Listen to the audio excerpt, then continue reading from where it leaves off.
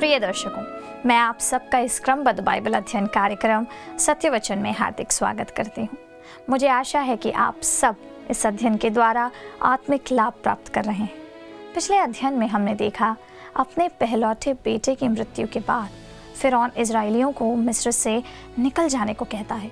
Israeli अपने बच्चों और पूरे परिवार के साथ मिस्र छोड़ देते हैं और परमेश्वर मूसा और हारून को फसह के पर्व की विधि देते हैं। आज के अध्ययन में हम निर्गमन की पुस्तक के 13वें अध्याय का अध्ययन करेंगे, जिसमें हम सीखेंगे कि कैसे इजराइल के सारे पहलौठे परमेश्वर के लिए पवित्र ठहराए जाते हैं तथा बादल और आग के खंबे के अलौकिक मार्गदर्शन के द्वारा एताम तक यात्रा करना। तो आइए परमेश्वर के दास के द्वारा इन सब गहरी बातों को समझें। इससे पहले सुनते हैं इस मधुर गीत को। आदर और महिमा सामर्थ के योग्य यीशु तू ही तो है। युगानुयुग जीवे धन्यवाद के योग्य यीशु तू ही तो है। हम गाए हो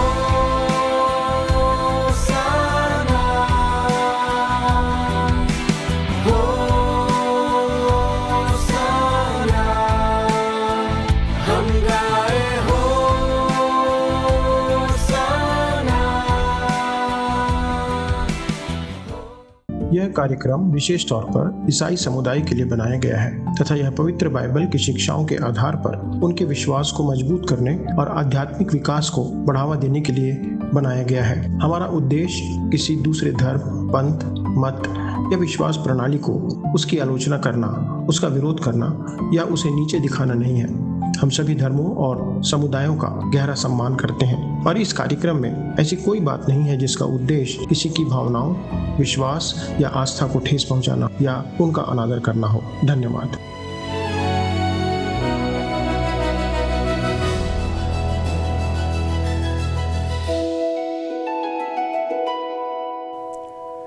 प्रिय मित्रों, आप सभी को एक बार पुनः प्रेम भरा नमस्कार।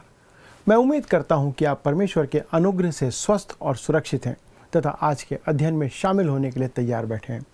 पिछले अध्ययन में हमने अखमीरी रोटी के पर्व के विषय में देखा था कि परमेश्वर क्यों इसराइलियों को अखमीरी अर्थात खमीर से रहित रोटी खाने के लिए कहते हैं तथा और अन्य जातियों का इसराइलियों के साथ मिस्र देश से प्रस्थान करना भी देखा था कि कैसे एक मिली जुली भीड़ उनके साथ आगे जाती है।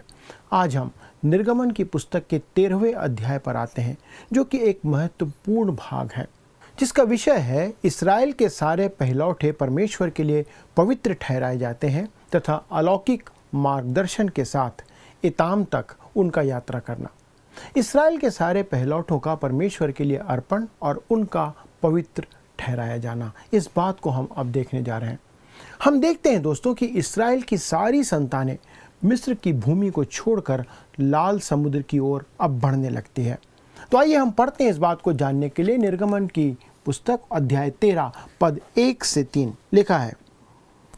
फिर यहोवा ने मूसा से कहा, क्या मनुष्य के क्या पशु के इस्राएलियों में जितने अपनी अपनी माँ के जेठे हों उन्हें मेरे लिए पवित्र मानना, वह मेरा ही है। फिर मूसा ने लोगों से कहा, इस दिन को स्मरण रखो जिसमें तुम लोग दासत्व के घर अर्थात मिस्र से निकल आए हो। यहोवा तुमको वहाँ से अपने हाथ के बल से निकाल लाया, इसमें खमीरी रोटी ना खाई जाए। दोस्तों, मिस्र के सारे पहलौठे मारे जा चुके थे।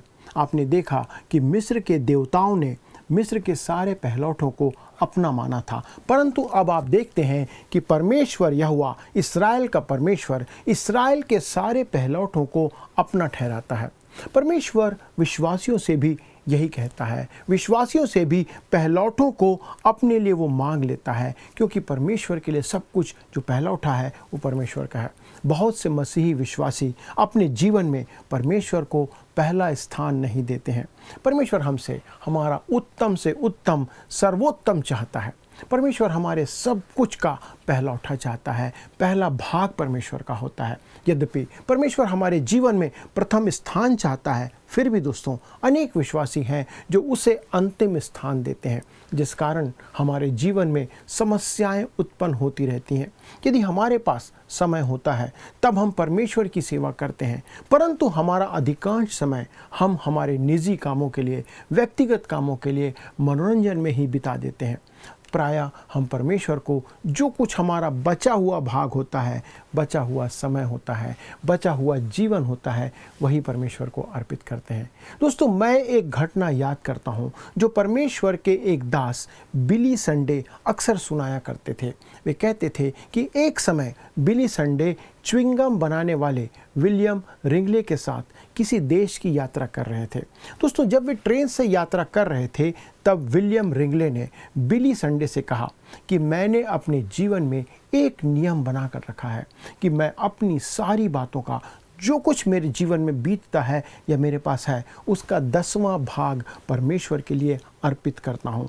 तब आगे उन्होंने कहा कि मैं वह 10वां भाग, अंत का 10वां भाग नहीं, परंतु सबसे पहले का जो 10वां भाग होता है वो पहले मैं परमेश्वर के लिए निकालता हूँ। अर्थात मेरी कमाई का पहला 10वां भाग परमेश्वर के लिए जाता है। दोस्तों, यह जानना बहुत ही रोचक तथ्य है और सच्चाई है कि परमेश्वर ने किस प्रकार से उन्हें आशीष दी और उन्हें समृद्ध किया और वे संसार में बहुत ही प्रख्यात व्यक्ति हुए। परंतु आप इस बात को याद रखें कि परमेश्वर किसी को भौतिक आशीषों और समृद्धि की प्रतिज्ञा नहीं करता है। मसीहियों को इस बात को याद रखना है। परंतु यह बात रोचक है कि परमेश्वर कैसे उन पुरुषों और स्त्रियों को आशीष देता है, समृद्ध बनाता है, जो उन्हें अपने जीवन में पहला स्थान देते हैं, अपना पहला सब कुछ परमेश्वर को देते हैं। परमेश्वर को पहला स्थान देने का अर्थ सिर्फ यह कहना नहीं है, परंतु उसे पूरा करना है कि आप जो कहते हैं उसे पूरा करें। परमेश्वर को पहला स्थान अपने जीवन में दें। इस बात में कोई समझौता नहीं होना चाहिए और हमें भी इस बात को ध्यान रखना है। इस्राएल की संतानें दोस्तों, अब आप देखते हैं कि अभी हाल ही में मिस्र से वे बाहर निकल कर आई थी, जहां वे वर्षों से गुलामी में जीवन जी रहे थे। वे गुलाम थे। अब आप देखते हैं परमेश्वर उनके पहलौठों को उनसे मांग लेता है। संभवतः उनमें से बहुत से लोगों ने कहा होगा, प्रभु आपने तो अभी हाल ही हमें बंधुआई से बाहर निकाला था, छुड़ाया था, और अब आप हमसे अपने लिए हमारा पहलौठा मांग रहे हैं। प्रभु यीशु मसीह ने आपके और मेरे लिए भी ठीक ऐसा ही किया है दोस्तों। वह पाप की गुलामी से हमें आज़ाद करता है, हमें पाप से बाहर निकालता है, बंधुआई से छुड़ाता है, स्वतंत्र कर देता है। और उसके बाद जैसा यूहन्ना 8 अध्याय के पद 36 में परमेश्वर ने कहा, लिखा है, इसलिए यदि पुत्र तुम्हें स्वतंत्र करे तो तुम सचमुच स्वतंत्र हो जाओगे। परमेश्वर हमसे यह भी कहता है और कह रहा है कि वह चाहता है कि हम स्वयं को उसे समर्पित कर दें। दोस्तों, आप कह सकते हैं मैं स्वतंत्र हूँ। क्या आप वास्तव में स्वतंत्र हैं दोस्तों? आप दाम देकर, कीमत चुका करके आप खरीदे गए हैं और प्रभु यीशु मसीह का वो लहू है, उसका दाम प्रभु यीशु मसीह का लहू है जो प्रभु यीशु मसीह ने आपके और मेरे लिए चुकाया है। तब हम आज़ाद हुए हैं, स्वतंत्र हुए हैं। आपके जीवन में आशीष और समृद्धि तब आती है जब आप स्वतः ही अपने आप को परमेश्वर को समर्पित कर देते हैं, प्रभु यीशु मसीह को समर्पित कर देते हैं, उसे अपने जीवन में पहला स्थान देते हैं। तब आइए आगे बढ़ते हुए पद 4 और 5 को पढ़ें, जहाँ पर लिखा है, अबीब के महीने में आज के दिन तुम निकले हो, इसलिए जब यहोवा तुमको कनानी, हित्ती, एमोरी, हिब्बी और यबूसी लोगों के देश में पहुंचाएगा, जिसे देने की उसने तुम्हारे पुरखाओं से शपथ खाई थी और जिसमें दूध और मधु की धाराएं बहती हैं, तब तुम इसी महीने में पर्व मानना। दूसरे शब्दों में इस्राएल के लोगों को अबीब के महीने में फसह का पर्व और अखमीरी रोटी का पर्व मनाना था। तब पद 6 और 7 में लिखा है, 7 दिन तक अखमीरी रोटी खाया करना और 7वें दिन यहोवा के लिए पर्व मानना। इन 7 दिनों में अखमीरी रोटी खाई जाए, वरन तुम्हारे देश भर में ना खमीरी रोटी ना खमीर तुम्हारे पास देखने में आए। दोस्तों, जब इस्राएली मिस्र से बाहर निकल रहे थे या निकले थे, तब उन्होंने अपनी यात्रा के लिए आटा, धुने का बर्तन और गूंधा हुआ आटा साथ लिया था। यह खमीर रहित आटा था और परमेश्वर उनसे कहता है कि तुम अपने बीच से खमीर हटा दो, जो कुछ खमीर है उसे दूर करो। इन 7 दिनों में अखमीरी रोटी खाई जाए, वरन तुम्हारे देश भर में भी खमीरी रोटी ना खमीर तुम्हारे पास देखने में आए। इस बात को उन्हें याद रखना था और इसके अनुसार चलना था। तब पद 8 में हम आगे पढ़ते हैं, लिखा हुआ है, और उस दिन तुम अपने अपने पुत्रों को यह कह के समझा देना कि यह हम उसी काम के कारण करते हैं जो यहोवा ने हमारे मिस्र से निकल आने के समय हमारे लिए किया था। दोस्तों, यह रीति को या इस प्रक्रिया को एक पीढ़ी से दूसरी पीढ़ी तक, एक व्यक्ति से दूसरे व्यक्ति तक, माता पिता से बच्चों तक पहुंचाया जाना था, ताकि लोग हमेशा हमेशा के लिए सदा काल तक इस बात को याद रखें, उनकी आने वाली पीढ़ी याद रखे कि मिस्र देश से कैसे छुटकारा उन्हें मिला था, परमेश्वर ने कैसे उन्हें वहाँ से अपने बलवंत हाथ से निकाला था। तब पद 9 से 12 में हम आगे पढ़ते हैं, लिखा है, फिर यह तुम्हारे लिए तुम्हारे हाथ में एक चिन्ह होगा और तुम्हारी आँखों के सामने स्मरण कराने वाली वस्तु ठहरे, जिससे यहोवा की व्यवस्था तुम्हारे मुंह पर रहे, क्योंकि यहोवा ने तुम्हें अपने बलवंत हाथों से मिस्र से निकाला है। इस कारण तुम इस विधि को प्रतिवर्ष नियत समय पर माना करना। फिर जब यहोवा उस शपथ के अनुसार जो उसने तुम्हारे पुरखाओं से और तुमसे भी खाई है, तुम्हें कनानियों के देश में पहुंचाकर उसको तुम्हें दे देगा, तब तुम में से जितने अपनी अपनी माँ के जेठे हों उनको, और तुम्हारे पशुओं में से जो ऐसे हों उनको भी यहोवा के लिए अर्पण करना। सब नर बच्चे तो यहोवा के हैं। इस्राएलियों के पशुओं में से जो पहलौठा बच्चा होता था दोस्तों, वह भी परमेश्वर का होता था। परमेश्वर ने यह नियम ठहराया था और आज भी ये काबिज है। पद 13 में आगे हम पढ़ते हैं, और गधी के हर एक पहलौठे के बदले मेमना देकर उसको छुड़ा लेना, और यदि तुम उसे छुड़ाना ना चाहो तो उसका गला तोड़ देना, पर अपने सब पहलौठे पुत्रों को बदला देकर छुड़ा लेना। दोस्तों, गधी के प्रत्येक पहलौठे को मेमना देकर छुड़ाया जाना था। परमेश्वर इन जानवरों के पहलौठों को अपने लिए भेंट के तौर पर नहीं चाहता है और उसका ये नियम है। भेंट में केवल मेमना ही दिया जाता था। मनुष्य की प्रत्येक नर संतान को भी छुड़ाया जाना था, जिसके बारे में हम आगे चलकर देखेंगे कि उसे चांदी के द्वारा छुड़ाया जाना था। छुटकारे की मुद्रा जो है वो चांदी होती थी। तब पद 14 और 15 में आगे लिखा है, और आगे के दिनों में जब तुम्हारे पुत्र तुमसे पूछे यह क्या है, तो उनसे कहना, यहोवा हम लोगों को दासत्व के घर से अर्थात मिस्र देश से अपने हाथों के बल से निकाल लाया है। उस समय जब फिरौन ने कठोर होकर हमको जाने देना ना चाहा, तब यहोवा ने मिस्र देश में मनुष्यों से लेकर पशु तक सबके पहलौठों को मार डाला। इसी कारण पशुओं में से जितने अपनी अपनी माँ के पहलौठे नर हैं उन्हें हम यहोवा के लिए बलि करते हैं, पर अपने सब जेठे पुत्रों को हम बदला देकर छुड़ा लेते हैं। मित्रों, इस प्रथा के द्वारा इस्राएलियों को यह स्मरण रखना था कि परमेश्वर ने उन्हें मिस्र देश से छुड़ा कर लाया है। उन्हें अपने पहलौठे पुत्रों को चांदी देकर छुड़ा लेना पड़ता था। यह नियम था। यही बात पहला पत्रस पहला अध्याय पद 18 से 19 में हमें बताई गई है। लिखा है, क्योंकि तुम जानते हो कि तुम्हारा निकम्मा चाल चलन जो बाप दादों से चला आता है, उससे तुम्हारा छुटकारा चांदी सोने अर्थात नाशवान वस्तुओं के द्वारा नहीं हुआ, पर निर्दोष और निष्कलंक मेमने अर्थात मसीह के बहुमूल्य लहू के द्वारा हुआ है। इसके आगे पद 17 में हम देखते हैं कि मेघ का खंभा और आग का खंभा किस प्रकार से उनकी अगुवाई करता है। देखिए, पढ़ते हैं पद 17। जब फिरौन ने लोगों को जाने की आज्ञा दे दी, तब यद्यपि पलिश्तियों के देश में होकर जो मार्ग जाता है वह छोटा था, तो भी परमेश्वर यह सोचकर उनको उस मार्ग से नहीं ले गया कि कहीं ऐसा ना हो कि जब ये लोग लड़ाई देखें तब पछताकर मिस्र को लौट आए। दोस्तों, इस्राएल के लोग हाल ही में बहुत ही कम समय हुआ था बंधुआई से बाहर आए थे। इस कारण वे युद्ध के लिए अब तक तैयार नहीं थे। वे युद्ध करना नहीं जानते थे। परमेश्वर ने उन्हें जिस भूमि को दिया था उस स्थान को पहुंचने का सबसे छोटा मार्ग समुद्र के किनारे किनारे होकर के जाता था। सन 1967 में अर्थात 1967 में फिलिस्तीन में हुए 6 दिन के युद्ध के दौरान इस्राएली सेना ने समुद्र तट के किनारे किनारे बढ़ते हुए मिस्रियों को वापस खदेड़ दिया था। हालांकि इस्राएलियों के पास लड़ने के लिए टैंक और लड़ाकू विमान थे, परंतु इस समय वे युद्ध के लिए तैयार नहीं थे। वे मिस्र की गुलामी से निकल कर आए थे और उनके पास युद्ध लड़ने के लिए कोई हथियार नहीं थे। वे किसी प्रकार से तैयार नहीं थे। इस कारण परमेश्वर अपने अनुग्रह के कारण उन्हें जंगल के मार्ग में लेकर के चलता है। यद्यपि यह मार्ग लंबा था, परंतु इसमें युद्ध की संभावना नहीं थी। इस मार्ग में उन्हें प्रतिज्ञा के देश तक पहुंचने में किसी भी शत्रु का सामना नहीं करना पड़ता। जंगल के मार्ग से पार होकर प्रतिज्ञा के देश में पहुंचने में उन्हें 40 वर्ष लगे।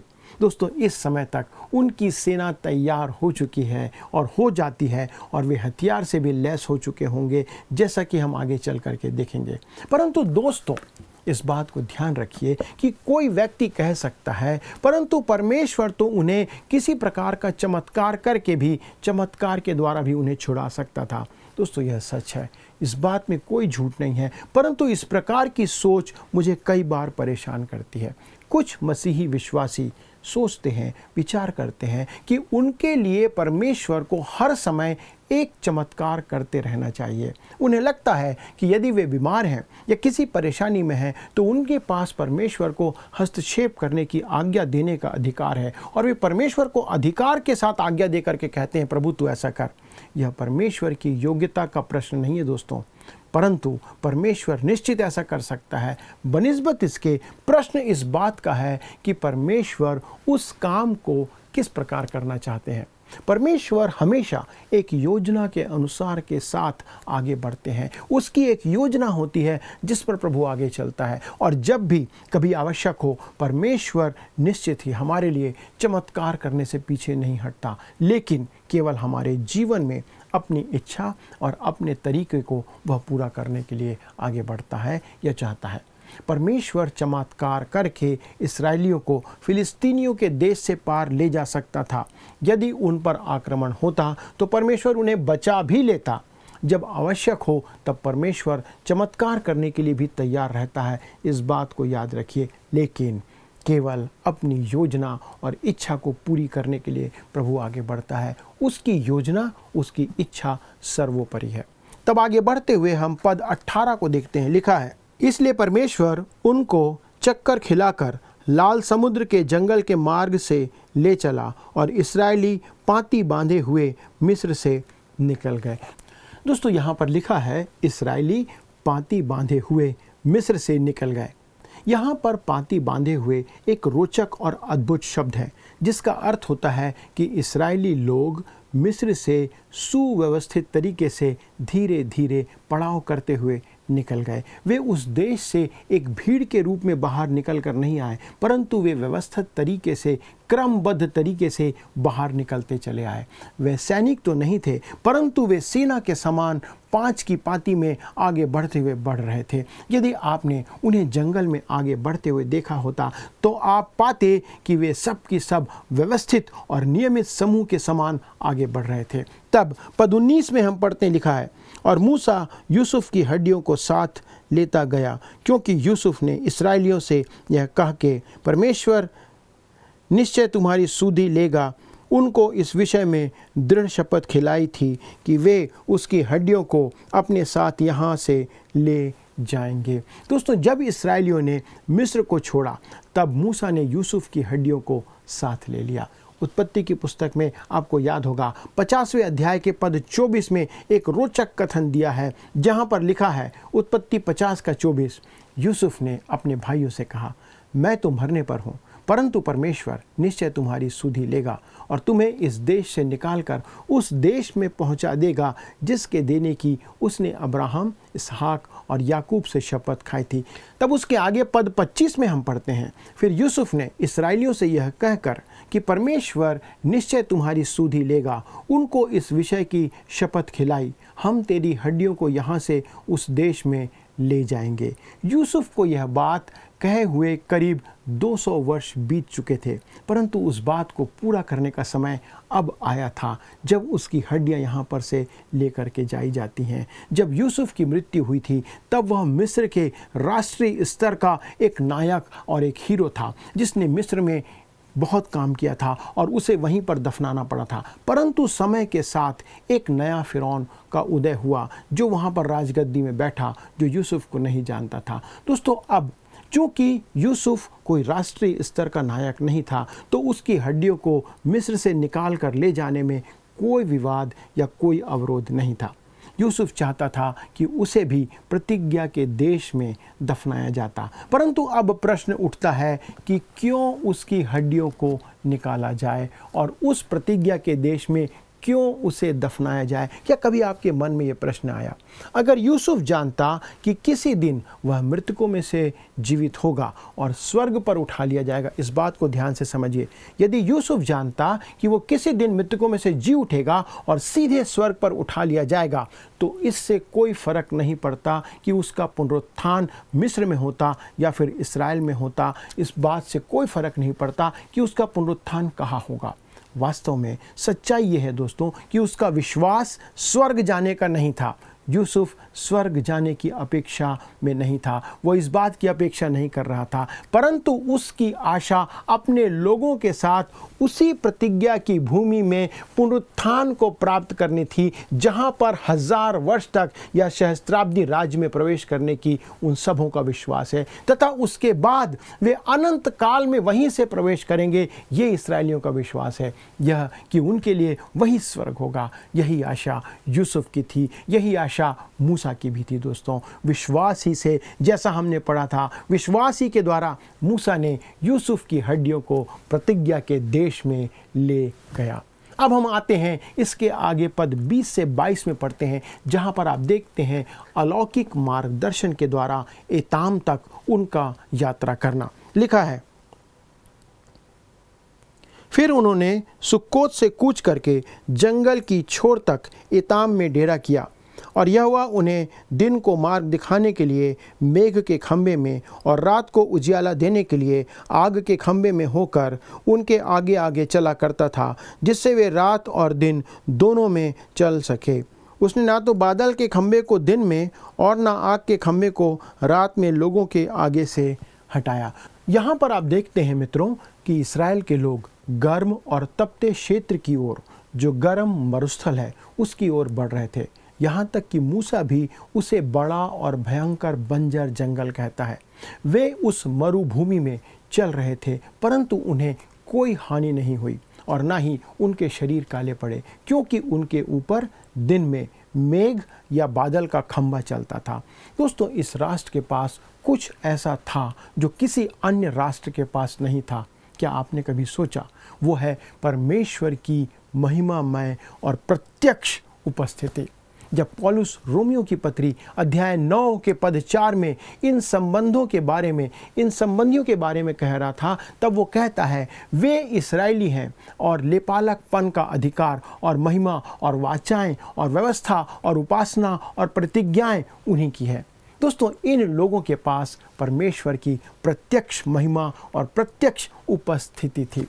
दोस्तों, यहाँ तक कि आप देखते हैं कि कलीसिया के पास भी परमेश्वर की प्रत्यक्ष उपस्थिति आज नहीं है, न कभी थी। कलीसिया को कुछ भी ऐसा नहीं दिया गया जो प्रत्यक्ष रूप से देखा जा सके।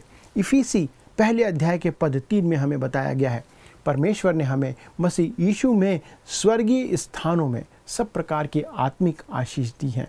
वे मसीह के आने की राह देख रहे थे और हम उस ऐतिहासिक घटना को पलट कर देख रहे हैं। दोस्तों, विश्वास से चलने के लिए हमें परमेश्वर की प्रत्यक्ष उपस्थिति की आवश्यकता नहीं है। दोस्तों, उन्हें महिमा की आवश्यकता थी, क्योंकि भूतकाल के उस समय में छुटकारे का कार्य पूरा नहीं हुआ था, जैसे कि आज पूरा हो चुका है। दोस्तों, परमेश्वर ने अपने लोगों को जंगल से सुरक्षित निकालने के लिए हर परिस्थिति के हिसाब से पूरी तैयारी कर रखी थी, और परमेश्वर ने उसे पूरा भी किया। प्रिय मित्रों, परमेश्वर ने जब उन्हें चुना, तब परमेश्वर ने उनके लिए वह सब कुछ तैयार किया जो उसे करना था, परंतु उन्हें भी परमेश्वर के प्रति विश्वास योग्य बने रहने की आवश्यकता थी। आज परमेश्वर प्रत्येक विश्वासी से भी यही अपेक्षा करता है कि वे परमेश्वर और उसके वचन बाइबल के प्रति विश्वास योग्य और सच्चे बने रहें। क्या आप परमेश्वर के वचन के प्रति विश्वास योग्य हैं, सच्चे हैं? आइए दोस्तों, हम परमेश्वर को उसके प्रेम और उसके अनुग्रह के लिए धन्यवाद देते हुए प्रार्थना के साथ समाप्त करें।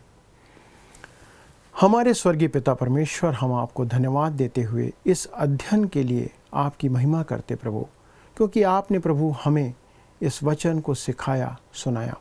हमारी प्रार्थना प्रभु हमारे सारे दर्शकों के लिए है प्रभु, यदि वे किसी प्रकार की आत्मिक परिस्थिति में ऐसे हैं कि वे संघर्ष कर रहे हैं, तो प्रभु आप उनकी सहायता करें कि पिता परमेश्वर वे वचन के अनुसार आगे बढ़ते चले जाएं। हमारे कितने ऐसे दर्शक हैं प्रभु जो कठिन परिस्थितियों से जूझ रहे हैं, बीमारियों की दशा में हैं, पारिवारिक क्लेशों की समस्या से जूझ रहे हैं। प्रभु अनुग्रह करें उनके जीवन में पिता परमेश्वर, आपकी आशीष और उस चमत्कार की सामर्थ्य को काम करें ताकि वे उन परिस्थितियों से बाहर निकल सकें, परंतु प्रभु उनका विश्वास आप में सदा बना रहे। धन्यवाद के साथ विनती प्रभु यीशु ख्रीस्त के नाम से मांगते हैं, आमीन। दोस्तों, यदि आपके पास कोई प्रश्न है तो कृपया फ़ोन उठाएं और हमसे बातें करें, क्योंकि हम आपके प्रश्नों का उत्तर देने के लिए और आपके लिए प्रार्थना करने को तैयार हैं। अगले प्रसारण तक परमेश्वर का अनुग्रह, उसकी आशीष आप पर, आपके पूरे परिवार पर सदा बनी रहे। प्रभु आपको आशीष दे। प्रिय दर्शकों, हमने देखा परमेश्वर विश्वासियों में से भी पहलौठों को अपने लिए मांगता है। बहुत से मसीही विश्वासी अपने जीवन में परमेश्वर को पहला स्थान नहीं देते। परमेश्वर हमसे हमारा उत्तम से सर्वोत्तम चाहता है। परमेश्वर हमारे सब कुछ का पहलौठा चाहता है। यद्यपि परमेश्वर हमारे जीवन में प्रथम स्थान चाहता है, फिर भी अनेक विश्वासी, जी हाँ, अनेक विश्वासी उसे अंतिम स्थान दे देते हैं, जिस कारण से हमारे जीवन में समस्या उत्पन्न होती है। आइए अब हम प्रश्नों को देखें। पिछले क्रमांक में 115 का उत्तर जानने का वक्त आ चुका है। सही उत्तर है ऑप्शन बी, विश्वास। चौखट पर लहू लगाने के लिए उपयोग किया गया जूफा हमारे विश्वास को प्रकट करता है। आज के अध्ययन क्रमांक 116 पर आधारित एक और प्रश्न है हमारे पास। फसह के पर्व में कितने दिन तक अखमीरी रोटी खाई जाती थी? ऑप्शन ए 1 दिन, ऑप्शन बी 3 दिन, ऑप्शन सी 5 दिन या ऑप्शन डी 7 दिन। मित्रों, इस प्रश्न का उत्तर हमें कल सुबह 6 बजे से पहले विकल्प ए, बी, सी या डी के साथ अपना नाम, पता और स्थान के साथ व्हाट्सएप या SMS कर दीजिएगा। नंबर है 965143339 9651433397। यदि आप इस अध्ययन को दोबारा सुनना चाहते हैं तो स्क्रीन पर दिए वर्ड रिसाउंड्स टुडे हिंदी लिखकर आप हमारे YouTube पर भी इसे सुन सकते हैं। अधिक जानकारी और प्रार्थना के लिए आप दिए गए नंबर 965143339 या फिर 9651433397 पर कॉल कर सकते हैं। हमारे परामर्शदाता आपकी सहायता करेंगे। धन्यवाद। क्या आपको यह कार्यक्रम पसंद आया? अभी हमें एक मिस कॉल करें और आप अगले विजेता हो सकते हैं।